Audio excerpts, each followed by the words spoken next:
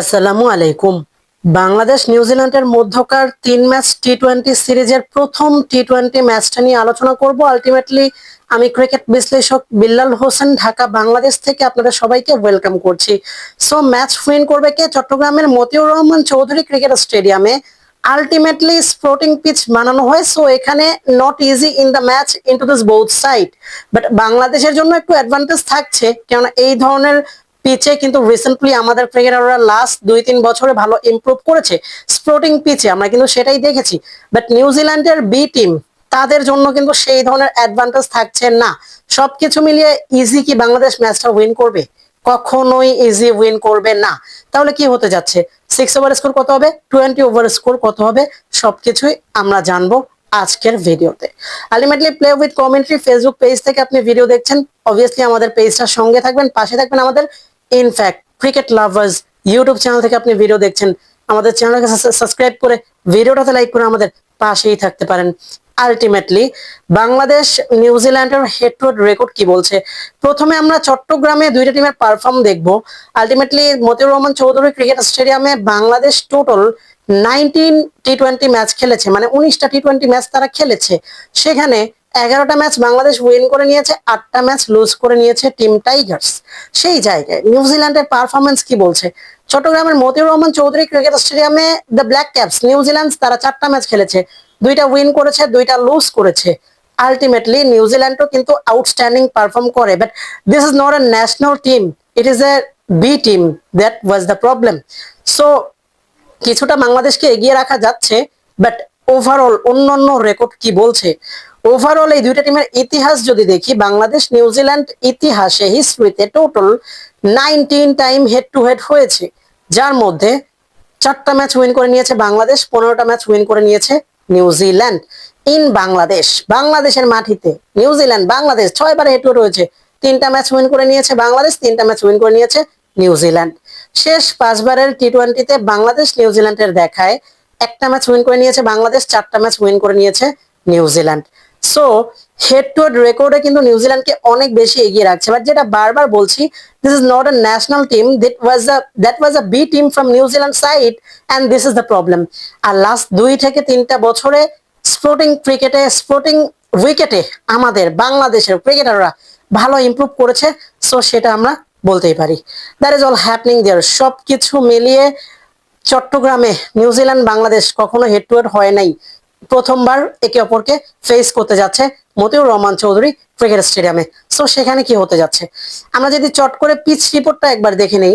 Motiur Rahman Chowdhury cricket stadium সম্বন্ধে প্রথমেই বললাম যে it's a not a proper batting pitch, not a proper bowling pitch. ব্যাটারদের জন্য যেমন সুবিধা থাকবে, বোলারদের জন্য সেই ধরনেরই সুবিধা থাকবে। It's a hard pitch. Hard pitch মানে হচ্ছে প্রথম 3 থেকে 4টা ওভার পেস বোলারদের জন্য সুযোগ সুবিধা থাকে। তারপর পিচটা যখন স্লো হয়ে যায়, ম্যাচটা কিছুক্ষণ রানিং হয়, 9 থেকে 10 ওভার চলে গেছে, তখন স্পিনারদের জন্য কিছুটা সুযোগ সুবিধা থাকে মতিউর রহমান চৌধুরী ক্রিকেট স্টেডিয়ামে।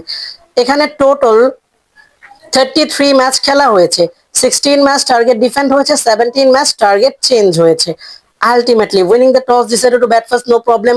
Winning the toss decided to field first, no problem. যেহেতু day match, dew it's a not a factor into this match. সবকিছু মিলিয়ে এখানকার average score 160, 152 target change, 168 target defend. 152 থেকে 168 হলে টার্গেট চেঞ্জ হয়ে যাবে, ডিফেন্ড হয়ে যাবে।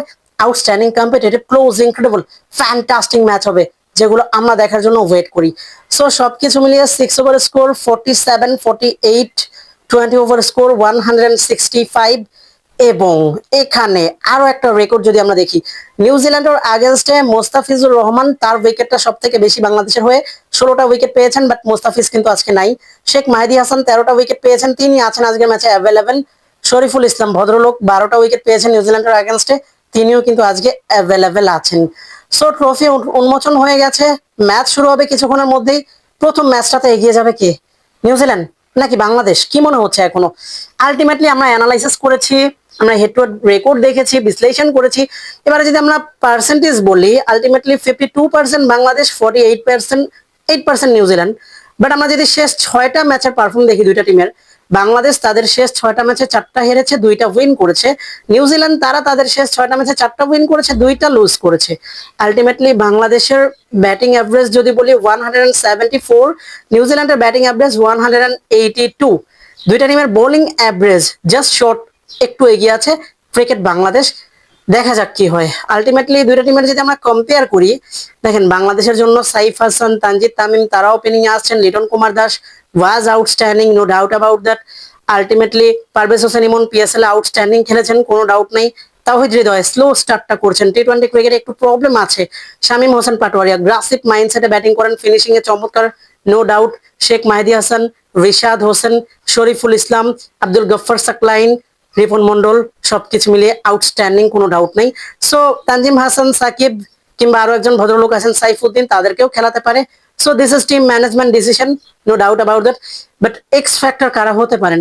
এক্স ফ্যাক্টর হতে পারেন রিশাদ হোসেন, এক্স ফ্যাক্টর হতে পারেন আলটিমেটলি লিটন কুমার দাস, কোনো ডাউট নেই। তানজিদ তামিম একটা বড় ইনিংস খেলে বেরিয়ে যেতে পারেন। শেখ মাহিদি হাসান তিনিও এক্স ফ্যাক্টর হতে পারেন, নো ডাউট। আলটিমেটলি নিউজিল্যান্ডের কথা যদি আমরা বলি, জাস্ট ম্যাচ উইনারদের কথা যদি বলি, ultimately one and only is Saudi, vastly experience, অনেকদিন ধরে টি-20 ক্রিকেট খেলছেন। এই টিমটাতে যথেষ্ট experience is Saudi.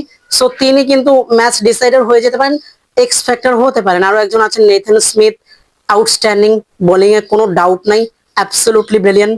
Team Robinson, Tom Latham, কোনো ডাউট নাই, ইনক্রেডিবল। সো সবকিছু মিলিয়ে নিউজিল্যান্ড বি টিম, বাট তারাও কিন্তু যথেষ্ট ভালো টি-20 ক্রিকেটটা খেলতে জানে।